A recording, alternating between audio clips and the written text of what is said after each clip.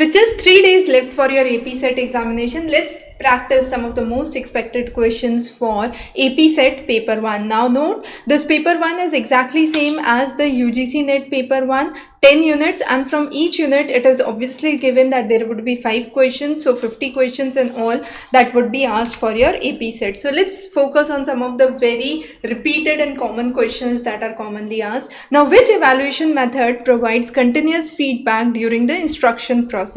Now, as we have discussed in our lectures on doorstep, we know that here the formative evaluation is one where the instructions are continuously being given. However, under summative, it is the sum up. That means towards the end of the term or end of the semester, the exams are taken. So, formative evaluation or assessment would be the right answer here. The next question is, the SWAYAM or the MOOC platform operate on 3 principles. Which of this is not among them?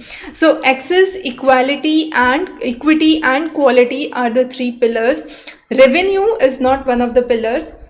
What is SWAYAM? SWAYAM means study webs of active learning for young aspiring minds, and this is actually a massive open online course which is a kind of free government initiative. So revenue is not amongst the options.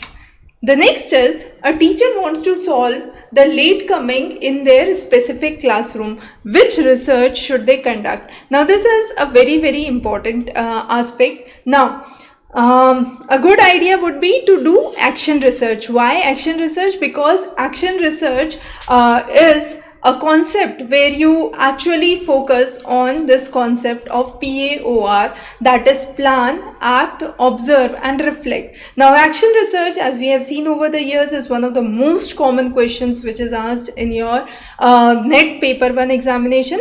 It is conducted by a practitioner, a teacher or an administrator for their own specific problem. So teacher here has their own specific problem, that students come late into the class, and therefore action research would be one of the most suitable answers from the given choices.